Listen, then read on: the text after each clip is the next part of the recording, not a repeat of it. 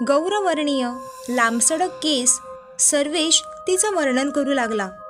दिव्याला ते वर्णन ऐकून भीतीने कापरं सुटलं, कारण हे वर्णन हुबेहूब पूजाचं होतं. दोघंही स्वतःला सावरून घरी आले. घरी गेल्या गेल्या दोघंही थेट आपापल्या रूममध्ये गेले. खरं तर आईला हे जरा विचित्रच वाटलं, पण दोघांचं भांडण झालं असावं असं समजून आईने सुद्धा दुर्लक्ष केलं. 2 दिवस उलटून गेले. त्या दोघांच्याही जखमा आता थोड्याफार बऱ्या झाल्या होत्या. दिव्याला त्या प्रकरणाचा छडा लावायचा होता, पण कुणाची मदत घ्यावी हेच तिला कळेना. त्या रात्री ती सहज झोपली होती. तिला अस्वस्थ वाटत होतं. कुणीतरी आपल्यावर पाळत ठेवली आहे, कुणीतरी आपल्याकडे पाहत आहे अशी तिला जाणीव होऊ लागली. तिने सहज आपली नजर खिडकीबाहेर टाकली आणि तिच्या अंगावर सरकन काटा आला. कुंपणाच्या बाहेर दत्तू काकांच्या बागेच्या एका झाडाखाली पूजा उभी होती. ती एकटक दिव्यालाच पाहत होती.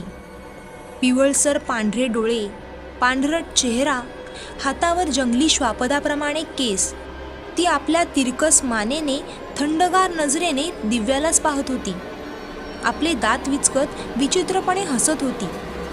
तिला पाहून दिव्या धक्क्याने घाबरून बेडवरून खालीच पडली. दिव्याने पुढे सरसावून आधी ती खिडकी बंद केली आणि त्यावर पडदा सरकवला. तरीही तिची भीती मात्र अजूनही जात नव्हती. तिचं मन विचलित झालं. खिडकी शेजारी बेड ठेवूच नाही या हेतूने तिने तो भारी भरकम बेड सरकवून खिडकीपासून दूर आणला. भीतीने आणि जिद्दीने माणूस काय करू शकेल हे सांगता येत नाही. दिव्याने असा बेड सरकवला होता जो सरकवायला 2-3 माणसं लागतील. दिव्याला जुना प्रसंग पुन्हा पुन्हा आठवू लागला.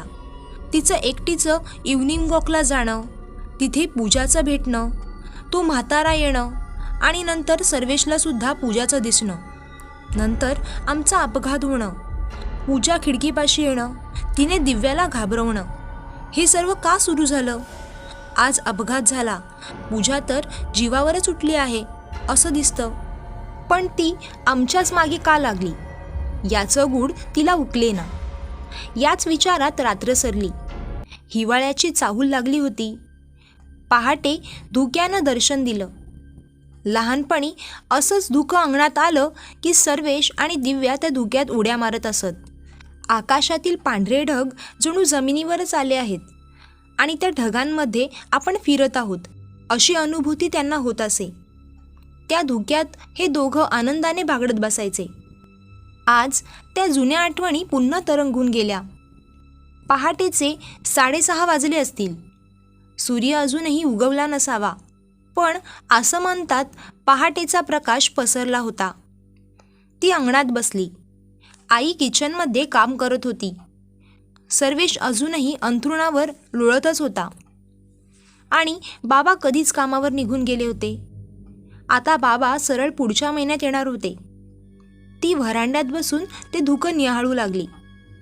अंगावरची चादर सरकवून तिने अजून घट्टपणे आपल्या शरीराभोवती गुंडाळली. असंच धुक्याचं निरीक्षण करत असताना तिचं लक्ष गेटबाहेर गेलं. गेटबाहेर कुणीतरी उभं होतं. धुक्यामुळे ते स्पष्ट दिसत नव्हतं. त्या 2 व्यक्ती असाव्यात. त्यांच्या गेटच्या आत स्वस्तिक फुलांचं मोठं झाड होतं.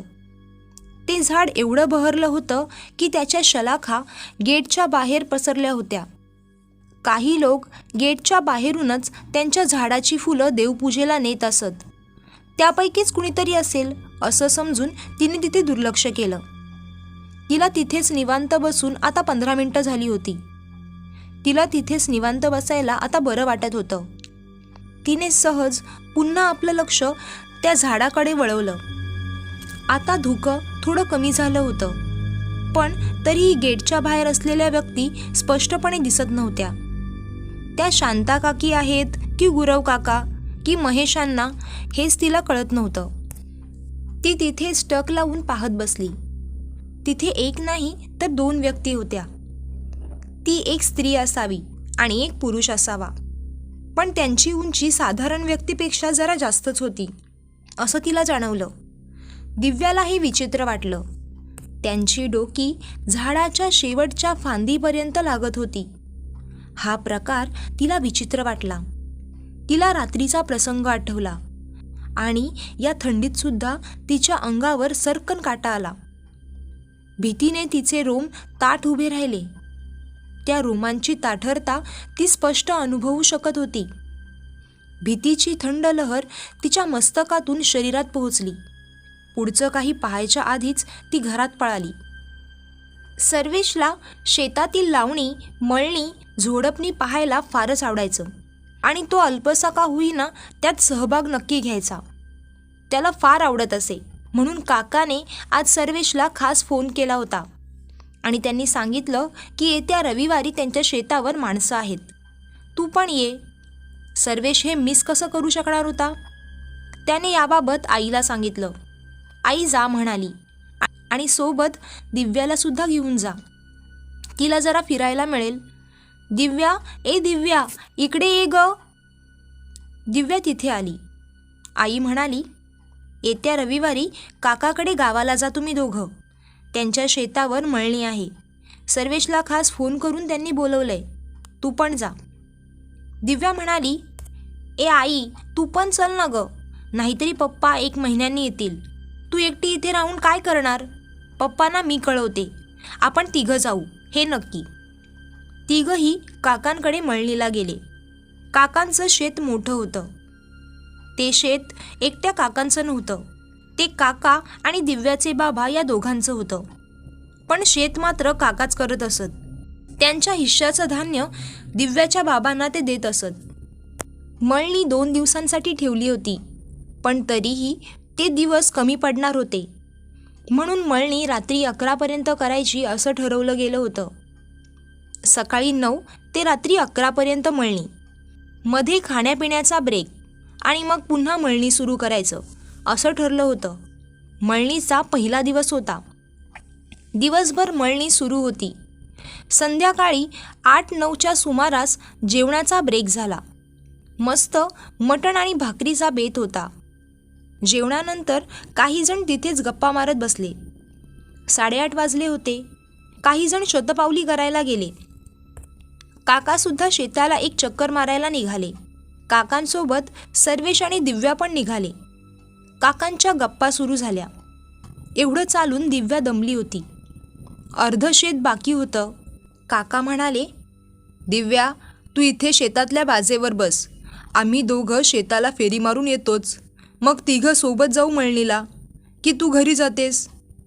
दिव्या म्हणाली, नको काका, मी इथे बसते, तुम्ही जा. काका आणि सर्वेश निघून गेले.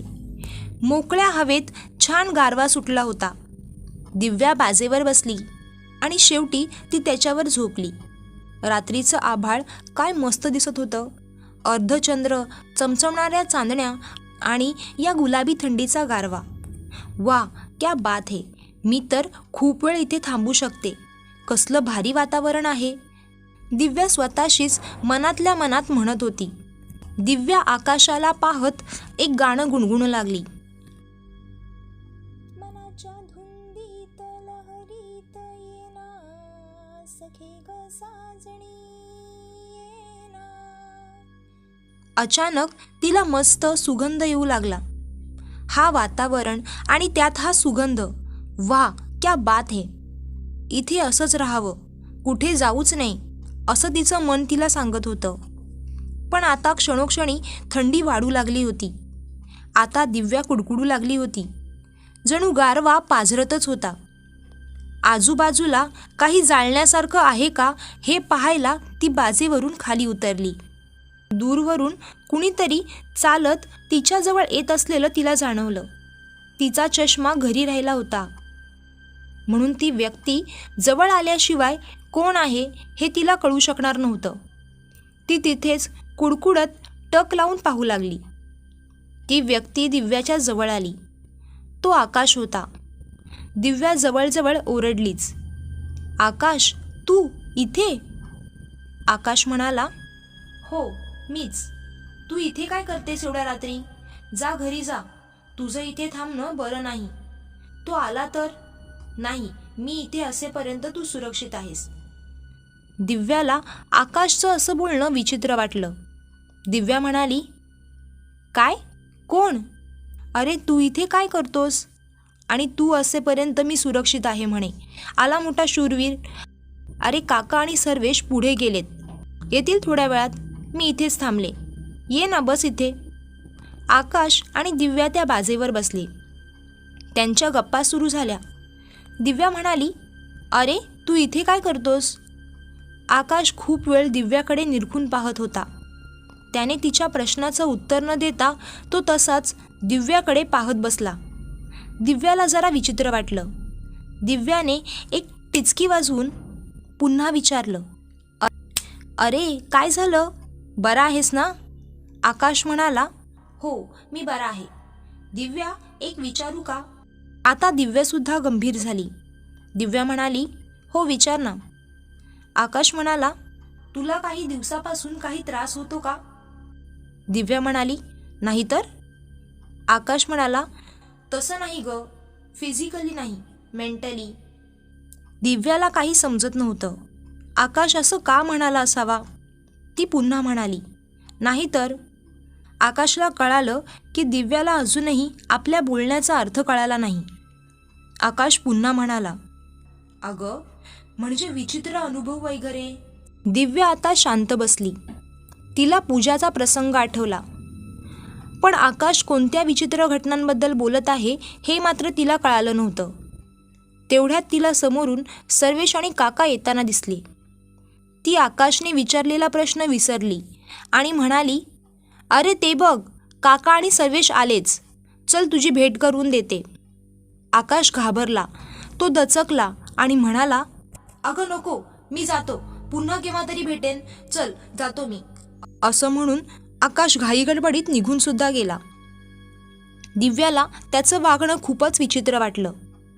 मळणी झाल्यावर सर्व मजूर आपापल्या घरी गेले. रात्रीचे 11:30 वाजले होते. सर्वेश, आजोबा, काका, नितीन, विनोद हे गच्चीवर झोपायला गेले. नितीन आणि विनोद ही काकांची 2 मुलं. दिव्यासुद्धा गच्चीवर गेली. सर्वजण गप्पा मारत होते. दिव्याला पाहून विनोद, काकांचा मुलगा, म्हणाला, सोनू जा, आत जा, इथे थंडी खूप आहे. दिव्या म्हणाली, ए दादा, मी इथेच झोपेन आज. विनोद म्हणाला, आबा पहा, हिचं ना जगावेगळंच असतं. दिव्याचे बाबा आणि काका हे दोघं सख्खे भाऊ. त्यांच्या घरात दिव्या ही एकटीच मुलगी. काकाला विनोद आणि नितीन ही 2 मुलं आणि दिव्याच्या बाबांना दिव्या आणि सर्वेश ही 2 जुळीची मुलं. दिव्या घरात सर्वात लहान होती, म्हणून लाडाची पण होती. काकांनी तिला आपला बिछाना दिला. काका आणि आजोबा आता एकत्र झोपणार होते, एकाच गादीवर. गप्पा सुरू झाल्या. नेहमीप्रमाणेच थोड्या गप्पा टप्पा करून सर्वजण झोपले. काही तासांनी दिव्याला एक मधुर साद ऐकू आली.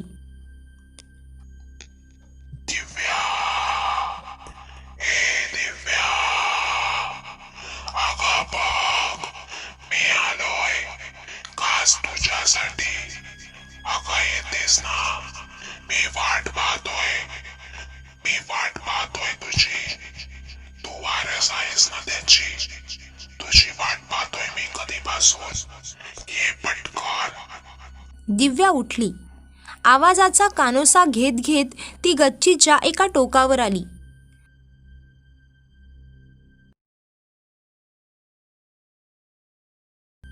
काही तासांनी दिव्याला एक मधुर साद ऐकू आली. दिव्या, हे दिव्या, अगं बघ, मी आलोय खास तुझ्यासाठी. अगं येतेस ना? मी वाट पाहतोय तुझी. तू वारस आहेस ना त्याची. तुझी वाट पाहतोय मी कधीपासून. ये पटकन. दिव्या उठली. आवाजाचा कानोसा घेत घेत ती गच्चीच्या एका टोकावर आली.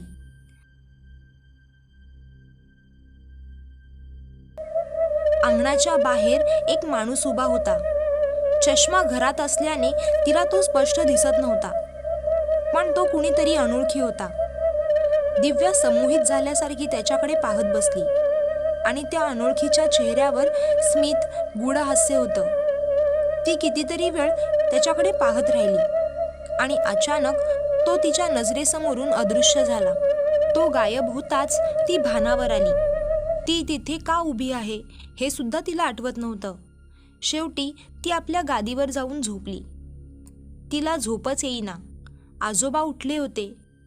तिला झोपायला जाताना पाहून आजोबा हलक्या आवाजात म्हणाले, सोनू, जागी आहेस का ग? चल ये माझ्यासोबत जरा. दिव्या काहीही न बोलता आजोबांसोबत खाली अंगणात आली. भरपूर थंडी होती. स्वेटर असूनही कुडकुडायला होत होतं. आजोबांनी कानटोपी व्यवस्थित करत अंगणातल्या खुर्चीवर दिव्याला बसायला सांगितलं व स्वतःही एका खुर्चीवर बसले. आजोबा म्हणाले, सोनू, मला तुझ्या बाबतीत काहीतरी विचित्र वाटत आहे. तुझा हात पाहू दे जरा. दिव्याने आपला उजवा हात आजोबांच्या समोर केला. आजोबा म्हणाले, अगं हा नाही ग, डावा पाहू दे. आजोबा आयुर्वेदिक डॉक्टर होते. तसेच त्यांना थोडंफार हात पाहता येत होतं. तिचा हात गच्च पकडून त्यांनी तिच्या तळहातावरून 2-3 वेळा बोटं फिरवली. ते पुन्हा पुन्हा पाहत होते. काही वेळांनी आजोबांनी तिचा हात सोडला. मागे खुर्चीत आरामात बसत ते गंभीर झाले. दिव्या ही निवांत खुर्चीत बसली. आजोबा शांतपणे तिलाच पाहत होते. दिव्या म्हणाली, आजोबा किती वाजले असतील? थांबा, मी पाहून येते हां. आजोबांनी तिचा हात पकडून तिला शांतपणे बसायची खूण केली. आजोबा दिव्याच्या अगदी जवळचे होते. लहानपणापासूनच त्यांची गट्टी होती. आजोबा नातीचं खूप जमायचं. आजोबा म्हणाले, सोनू, 5:15 वाजले असतील. तू बस निवांत. तुला झोप तर आली नाही ना? मला तुझ्यासोबत महत्त्वाचं बोलायचं आहे. दिव्या म्हणाली, नाही आजोबा, मला झोप नाही आली, बोला तुम्ही. आजोबा म्हणाले, सोनू, तुझा स्वभाव मनमोकळा, दिलखुलास आणि अल्लड आहे. लहानपणी खेळाखेळात आपण खूप गोष्टी करतो. दगडाला गणपती म्हणून पूजतो, खोटं खोटं जेवण बनवतो. ही सर्व लहान मुलांची मस्ती खेळात चालते. हे लहान मुलांचे खेळ. पण काही गोष्टी मस्तीत सुद्धा करायच्या नसतात. त्या गोष्टी मस्तीच्या पलीकडे असतात. दिव्याला काही समजलं नाही. दिव्या म्हणाली, आजोबा, मला काही समजलं नाही. मी काही मस्तीत चुकीचं वागले आहे का? आजोबा म्हणाले, सोनू, उद्या तू आणि बाळा माझ्यासोबत चला एका ठिकाणी. आणि हो, याबद्दल आप्पा किंवा नानाला सांगू नका. खरं तर कुणालाच सांगू नका. आता जा आणि जाऊन घरात झोप. गच्चीवर जाऊ नकोस. मी येईन थोड्या वेळात. दिव्या काहीही न बोलता घरात गेली. बाळा म्हणजे सर्वेश. सर्वेशला घरात सर्वजण बाळा म्हणायचे. आणि आप्पा आणि नानाबद्दल सांगायचं झालं तर आप्पा म्हणजे दिव्याचे काका आणि नाना म्हणजे दिव्याचे बाबा. सकाळी 10:30ची वेळ होती. आजोबा म्हणाले, सर्वेश, दिव्या, चला जाऊया. दिव्याची आई बाहेर आली. दिव्याची आई म्हणाली, बाबा, कुठे निघालात? आजोबा म्हणाले, सुनबाई, सोनू आणि बाळाला जरा गाव फिरून आणतो. तू काळजी करू नको, आम्ही येऊ संध्याकाळपर्यंत परत. दिव्याची आई म्हणाली, तुम्ही सोबत आहात तर मला कसली काळजी. दिव्या सर्वेश आजोबांसोबत निघाले. आजोबा म्हणाले, आता आपण तिथे पोहोचेपर्यंत एकही शब्द तोंडातून काढू नका. भराभर पावलं टाका. आजोबा त्यांना बस स्टँडवर घेऊन आले. आजोबांनी चाफेगावचं तिकीट काढून सर्वेश आणि दिव्याला बसमध्ये बसण्याचा इशारा केला. अर्ध्या तासाने ते स्टॉप आलं. तिघंही बसमधून उतरले. आजोबा पुढे आणि हे दोघं मागे. आपण कुठे चाललो आहोत हे या दोघांना कळतच नव्हतं. ते दोघं एकमेकांना खुणेनेच खुणावून विचारत होते. पायवाटेवरून आत गेल्यावर एक गाव लागलं. गाव अतिशय सुंदर होतं. छोटी छोटी मातीची लालसर घरं. समोरून एक छोटासा ओढा वाहत होता.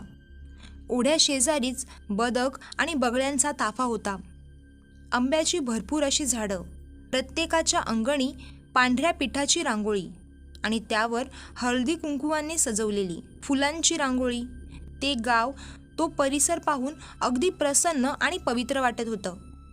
जणू कुठल्याशा पौराणिक काळामध्ये चालू आहोत असं जाणवत होतं. 10 मिनिटं चालल्यावर आजोबा एका मातीच्या घरासमोर थांबले. घर छोटं पण सुंदर होतं.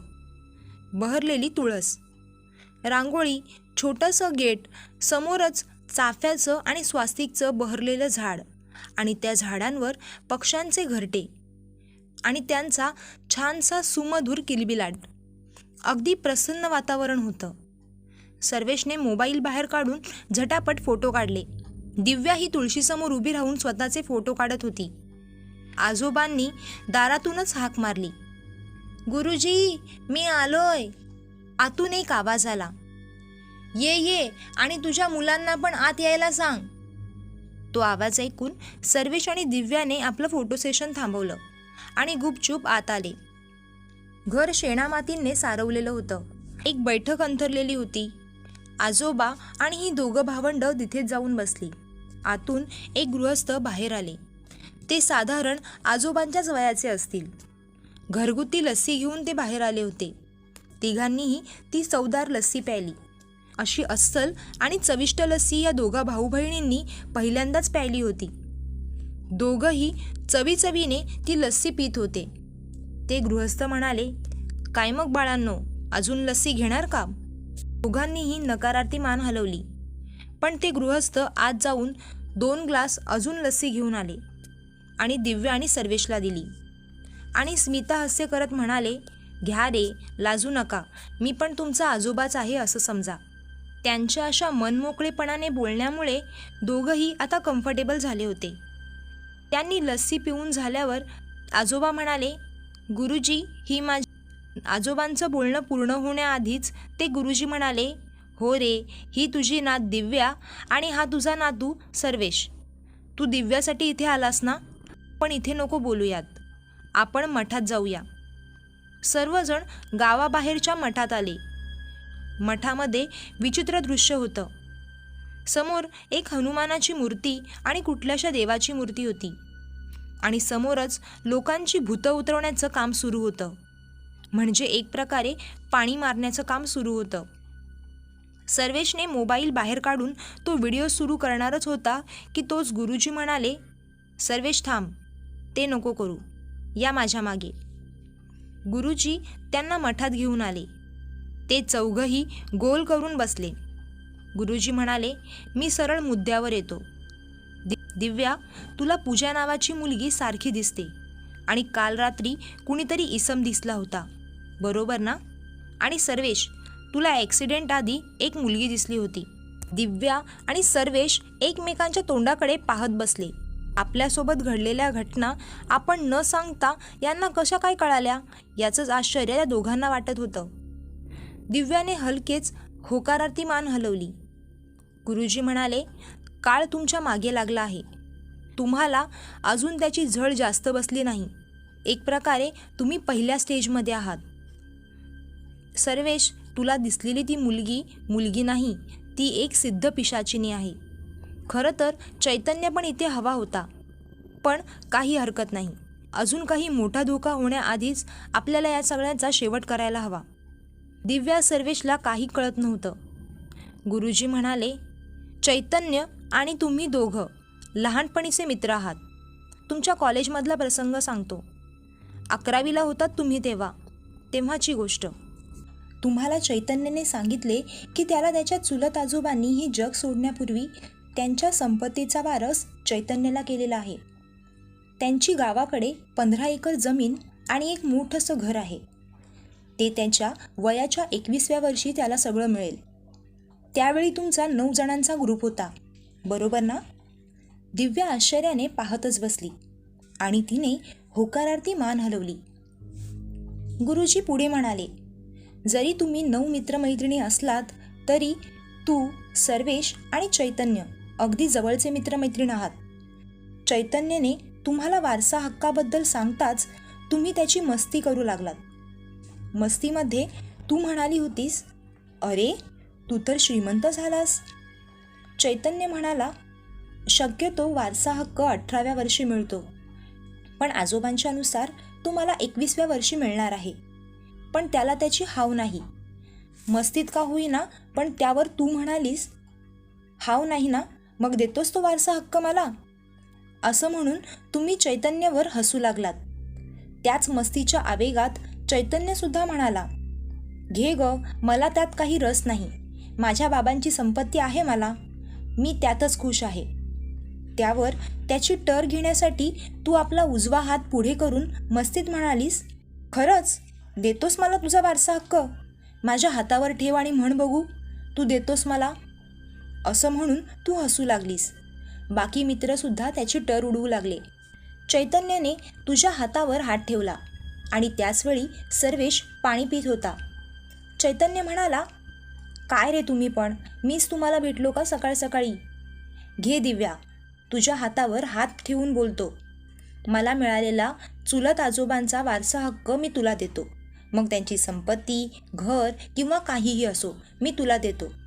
आता तरी माझी टिंगल उडवू नका रे, मी फक्त तुमच्यासोबत शेअर केलं होतं ना. सर्वेशने सुद्धा मस्तीमध्येच बोतलमधील पाणी चैतन्याच्या हातावर टाकलं आणि म्हणाला, घ्या. चैतन्याने आजपासून आपल्या आजोबांची संपत्ती दिव्याला अशा प्रकारे दान केली आहे. आणि तुम्ही सर्व पुन्हा जोरजोरात हसू लागलात. तुम्ही सर्वही जण हे सर्व विसरून पुन्हा गप्पा मारू लागलात. सर्वेश, दिव्या, आता सांगा पाहू, जे मी तुम्हाला सांगितलं तुमच्याबद्दल ते खोटं होतं का खरं? दिव्या आणि सर्वेशने एकमेकांकडे पाहिलं. काही वेळ ते दोघं एकमेकांकडे पाहतच राहिले आणि मग गुरुजींकडे पाहून होकारार्थी मान हलवली. दिव्याला आता आजोबांच्या रात्रीच्या बोलण्याचा अर्थ उमगला होता. दिव्या म्हणाली, पण चैतन्यसोबत आम्ही केलेली मस्ती आणि पूजा म्हणजे सिद्ध पिशाचिनीचा आमच्यासोबत काय संबंध? गुरुजी म्हणाले, ती एक वेगळी गोष्ट आहे, ती देखील सांगतो तुम्हाला. गुरुजी पुढे सांगू लागले, सदानंद 35 वर्षांचा तरुण, वय जास्त होऊनही त्याचं लग्न जमत नव्हतं. आईवडिलांनी पाहिलेल्या पसंत केलेल्या मुलीसह विवाह करणार होता. आईवडिलांनी सुद्धा एक मुलगी पसंत केलीच होती. 15 दिवसांनी लग्न होणार होतं. सदानंद शंकराचा मोठा भक्त होता. दर सोमवारी तो शंकराच्या मंदिरात जाई. शंकराच्या नवसानेच सदानंदचा जन्म झाला होता. लहानपणीपासूनच सदानंदला चमत्कारिक गोष्टीचं फार आकर्षण होतं. गावात येणारे जादूचे खेळ पाहण्यात तो रमून जायचा. आपल्याला सुद्धा अशीच जादू करता यावी, आपणही अशी जादू शिकावी हे त्याला मनोमन वाटायचं. सदानंद जसजसा मोठा होत गेला तसतसा त्याची या गोष्टींकडे आवड वाढतच गेली. आता जादूच्या खेळासोबतच त्याने ग्रंथपुराणात सिद्धिप्राप्तीबद्दल ऐकलं होतं. आपल्याला सुद्धा असा कुणी गुरु, तांत्रिक मांत्रिक भेटावा आणि त्याच्या मार्गदर्शनाने आपण सुद्धा सिद्धी प्राप्त करावी, असं त्याला मनोमन वाटत होतं. जर मनाची एखादी तीव्र इच्छा असेल तर ती उशिरा का होईना पण नक्की पूर्ण होते. सदानंदसोबत तसंच झालं. सदानंदची लहानपणीपासून असणारी तीव्र इच्छा आता पूर्ण होणार होती, पण त्याचे भयंकर परिणाम त्याला पुढे भोगावे लागणार होते, याची त्याला कल्पनासुद्धा नव्हती. असाच सोमवारी देवळात गेला असताना देवळाच्या बाहेर त्याला एक अघोरी दिसला. तो देवळाच्या बाहेरच्या पिंपळाच्या झाडाखाली बसून चिलम ओढत होता. त्या अघोरीला पाहून सदानंदला फार आनंद झाला. यालाच आपला गुरु बनवावा आणि आपली लहानपणीची इच्छा पूर्ण करावी. तो देवळात न जाता सरळ अघोरीकडे गेला. शंकर महादेवाला त्याने लांबूनच नमस्कार केला. तो हळूच जाऊन अघोरीच्या पाया पडला. अघोरी त्याला पाहून 2 मिनिटं गप्पच बसला. सदानंद तिथेच हात जोडून उभा राहिला. चिलम बाजूला ठेवून अघोरी म्हणाला, तर तुला सिद्धी हवी, देईन मी सिद्धी, पण तुला माझ्यासोबत यावं लागेल. आपल्या मनातील न सांगता सुद्धा त्या अघोरीला कळालं. याचं सदानंदला आश्चर्य वाटलं. याचा अर्थ आपण योग्य गुरुकडे आलो आहोत अशी जाणीव सदानंदला झाली. सदानंद अघोरीसोबत जाण्यासाठी तयार झाला. अघोरी त्याला घेऊन गर्द रानात शिरला. एका तळ्याकाठी येऊन तो तिथेच थांबला. तिथे खूप साऱ्या मानवी कवटी, हाडं पसरलेली होती. सदानंदला याचं काही विशेष वाटलं नाही, कारण अशा अघोरींविषयी त्याला माहीत होतं. अघोरी प्रेतांना खातात, प्रेतांसोबत लग्न करतात याची माहिती त्याला आधीपासून होती. योग्य गुरु असेल तर तो स्वार्थी नसतो, स्वतःपेक्षा आपल्या शिष्याचा जास्त विचार करतो. आणि तोच एखादा असाच कोणी गुरु असेल किंवा तो स्वार्थी असेल तर तो आपल्या फायद्यासाठी शिष्याचा सुद्धा बळी देऊ शकतो. अघोरीने सदानंदला 2 दिवसांची काहीतरी विधी सांगितली आणि त्याच्याकडून ती करून सुद्धा घेतली. आता सदानंदला लोकांच्या मनात काय चाललं हे कळू लागलं. या सिद्धीमुळे त्याच्या आत्मविश्वासात भर पडली. अजून सिद्धी प्राप्त करण्याकडे सदानंदचे मन आकर्षिले. पण लग्न जवळ आले होते. सदानंदने काहीतरी कारण काढून लग्न 6 महिने पुढे ढकललं. आता तो पूर्णपणे अघोरीकडे समर्पित झाला. त्याने अघोरीच्या मार्गदर्शनाने अप्सरा साधना केली आणि त्यामुळे त्याला अप्सरेचं प्रत्यक्षकरण झालं. या गोष्टी खरंच असतात यामुळे त्याला हुरूप आला. त्याला अजून साधना करायच्या होत्या. अघोरी मात्र इथे सदानंदचे निरीक्षण करत होता. इतर साधक आणि अघोरींच्या मानाने सदानंदने या साधना लवकर पूर्ण केल्या होत्या. त्याचसोबत या साधना पूर्ण करून सिद्धीसुद्धा प्राप्त केल्या होत्या. सदानंदमध्ये विशेष शक्ती आहे याची जाणीव अघोरीला आधीच झाली होती. म्हणूनच अघोरीने आधी काहीही अट न घालता त्याला त्या साधनेबद्दल सांगून सिद्धी देऊ केल्या होत्या. पण सदानंद त्याच्या कामी येऊ शकेल याची त्याला पूर्ण कल्पना होती. यावेळेस अघोरीने त्याला पिंपळाच्या झाडाखाली यक्षिणीची साधना करायला लावली. काही दिवसातच दृढ निश्चयाने सदानंदने माता रूपाने यक्षिणीला सिद्ध केली. सदानंदला एकावर एक साधना सफल करून सिद्धी प्राप्त करताना पाहून आपला शिष्य कमी वेळात एवढ्या सिद्धी प्राप्त करतो आणि आपल्याही पुढे जात आहे हे पाहून अघोरीच्या मनात सदानंदविषयी चीड उत्पन्न होत होती. पण अघोरीला सदानंदकडून एक काम करून घ्यायचं होतं म्हणून तो सदानंदला काहीही बोलत नव्हता. एक दिवस पुन्हा सदानंद अघोरीकडे दुसरी एखादी साधना करावी याविषयी माहिती घेऊन ती साधनासुद्धा करावी या हेतूने आला होता. आपल्या मनातील इच्छा त्याने अघोरीला सांगितली. आता अघोरी आपलं खरं रूप सदानंदला दाखवणार होता. अघोरी म्हणाला, आजपर्यंत तुला मी खूप साधना आणि सिद्धी देऊ केलेल्या आहेत आणि तू त्या यशस्वीपणे साधना पूर्ण करून सिद्धीसुद्धा मिळवलेल्या आहेस. पण आता मला गुरुदक्षिणा हवी, मगच मी तुला पुढची साधना सांगेन. सदानंद पटकन म्हणाला, हो बोला ना बाबा, मी काय देऊ तुम्हाला?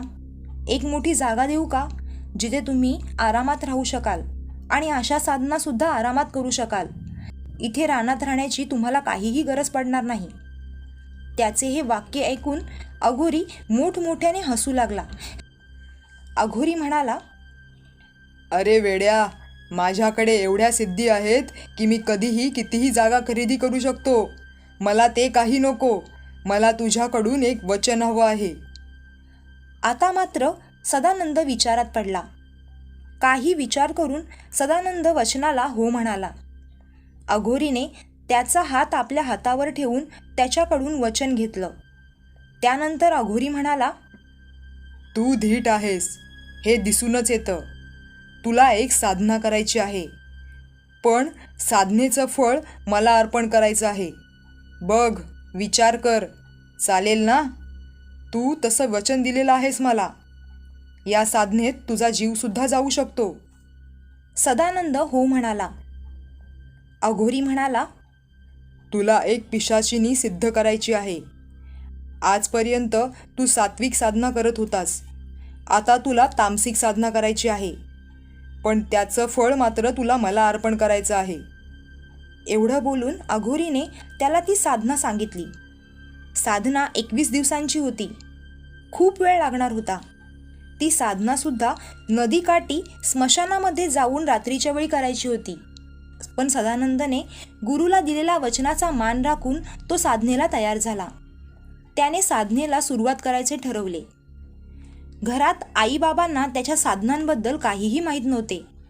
आता ही साधना मात्र घराबाहेर जाऊन करायची होती. म्हणून घरच्यांना त्याने एक बहाणा दिला.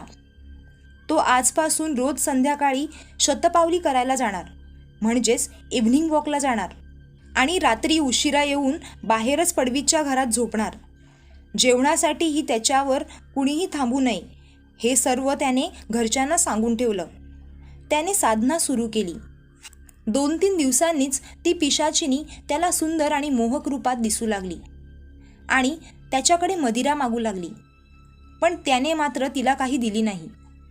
18व्या दिवशीच त्याने ती पिशाचिनी जवळजवळ सिद्धच केली होती. त्याची 21 दिवसाची साधना पूर्ण करण्याआधी पिशाचिनीने त्याला वश न होण्यासाठी रोजप्रमाणे प्रगट होऊन त्याची एक परीक्षा घेतली. त्याची 21 दिवसाची साधना पूर्ण करण्याआधी ती पिशाचिनी रोज येऊन त्याला भेटत असे. त्याच्या वश न होण्यासाठी तिने रोजप्रमाणे साधनेत येऊन ती म्हणू लागली, साधना पूर्ण होण्यापूर्वी जर त्याने तिला मदिरा दिली ती सदानंदसोबत आयुष्यभर राहील आणि त्याने कमावलेल्या सिद्धीच्या लाखोपट सिद्धी त्याला देऊ शकेल. सदानंदसुद्धा सिद्धी मिळवण्यासाठी उत्सुक होता. तसेच तो भोळासुद्धा होता. तो तिच्या बोलण्यात फसला आणि त्याने तिला सहमती देऊन मदिरा देऊ केली. ही गोष्ट त्या अघोरीला कळाली. त्याच्या रागाची मात्र सीमाच राहिली नव्हती. आता हा आपल्याला त्या साधनेचं फळ देणार नाही. हा पिशाचिनीला मदिरा देऊन तिच्याकडून सिद्धी मिळवेल. तसेच साधना पूर्ण होण्यापूर्वीच त्याने तिला मदिरा देऊन साधना खंडित केली. या सर्व कोपाने त्याने काही मंत्रविधी करून त्याने सदानंदवर एक प्रेत सोडला. सदानंदला आता त्या गुरुचा श्राप लागला होता. त्या प्रेताने सदानंदची बुद्धिबंदी केली. 19व्या दिवशी साधना करण्याचा त्याला कंटाळा आला आणि इथेच त्या साधनेतील पिशाचिनी त्याच्यावर हावी झाली, कारण साधना खंडित झाली होती. शेवटी त्याचा परिणाम त्याच्या शरीरावर आणि बुद्धीवर पडला. तो आता शरीराने कमकुवत आणि सुकत चालला होता. त्याने अघोरीकडे जाणंसुद्धा बंद केलं होतं. तो घरीच आता नेहमी आजारी पडून असायचा. एवढ्या साधना आणि सिद्धी मिळूनही नकारात्मक ऊर्जेचा त्याच्यावर प्रभाव वाढू लागला. तो आता घरीच राहत असे. तो खंगत चालला होता.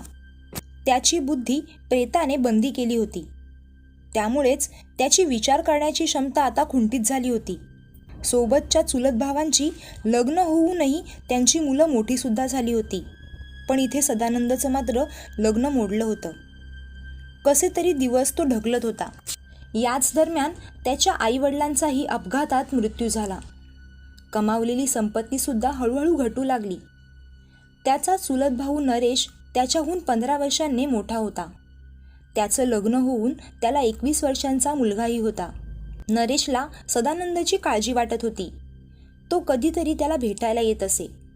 नरेशच्या मुलाचं लग्न झालं होतं. नरेशच्या मुलाला सुद्धा मुलगा झाला होता. त्याचं नामकरण विधी होतं. नरेश त्याचसाठी सदानंदला बोलवायला आला होता. भावाच्या आग्रहामुळे सदानंद पुतण्याच्या मुलाच्या नामकरण विधीला आला. पुतण्याच्या मुलाचं नाव चैतन्य ठेवण्यात आलं. चैतन्याला पाहून सदानंदला मनोमन वाटू लागलं, असा मुलगा आपल्याला हवा होता. सदानंदला आपण जास्त दिवस जगणार नाही याची जाणीव झाली होती. नामकरण विधीच्या वेळी सदानंदने चैतन्याला उचलून घेऊन एक घोषणा केली. माझा पुतण्या 21 वर्षांचा आहे. त्याचा हा मुलगा चैतन्य फारच गोंडस आहे.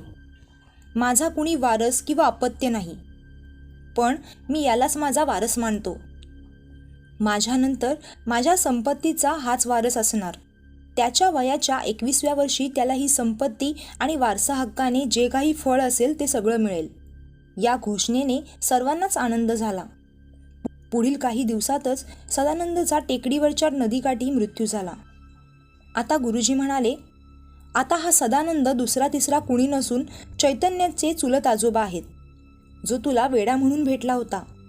ती पूजा एक सिद्ध पिशाचिनी आहे, जी सदानंदने सिद्ध केली होती, जी त्याच्यावर हावी झाली होती, कारण त्याने 21 दिवसांची साधना पूर्ण केली नव्हती.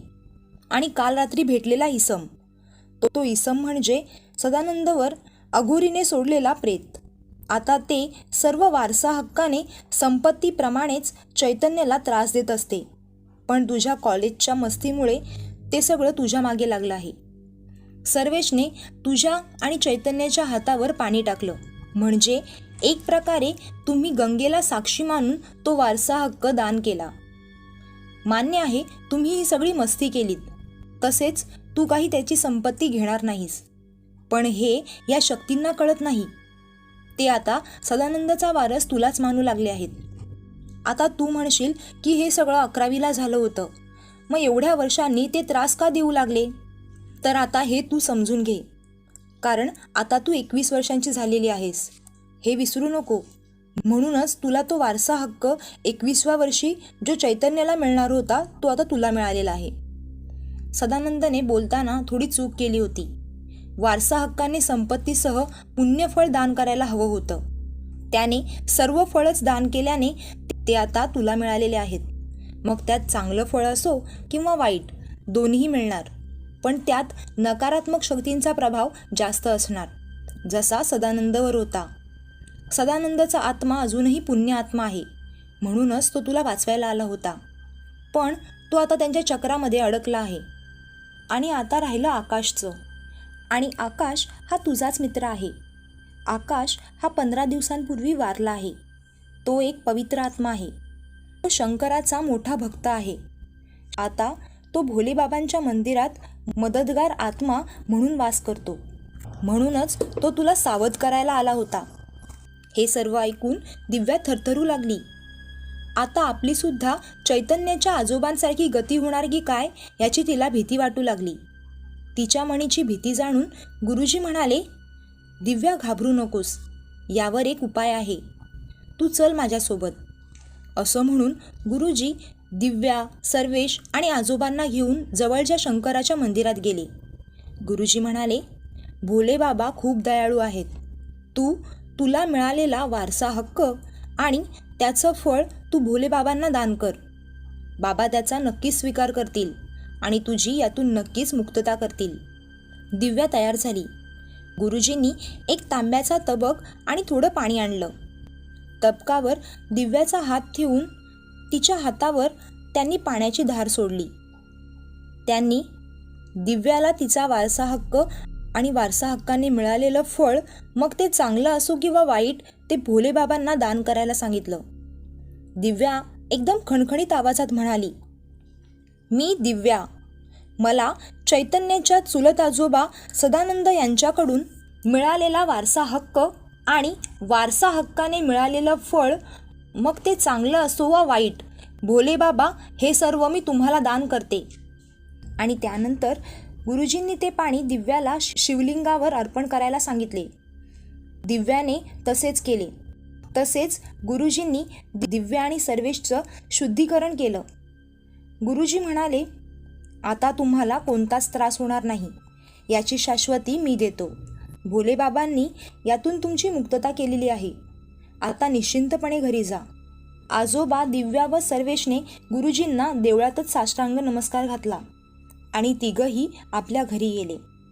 गुरु जर योग्य निवडला असेल तर तो कल्याणाच्या उच्च शिखरापर्यंत शिष्याला नेत असतो. रामदास स्वामींनी दासबोधात म्हटले आहे, गुरु योग्य असावा जो सद्गुरू असेल. नाहीतर असे स्वार्थी गुरु तर जगात सहज मिळतात. असे गुरु अडक्याला 3 मिळाले तरी त्यांचा त्याग करण्यातच शहाणपणा आहे. सर्व गुरुत श्रेष्ठ गुरु हे दत्तगुरु आहेत. सदानंदने चुकीचा गुरु निवडला आणि त्याचा परिणाम त्याला भोगावा लागला. आता आपण भेटूया एक नवी कथा आणि एका नव्या व्हिडिओसह. स्वतःची आणि आपल्या कुटुंबाची काळजी घ्या. धन्यवाद.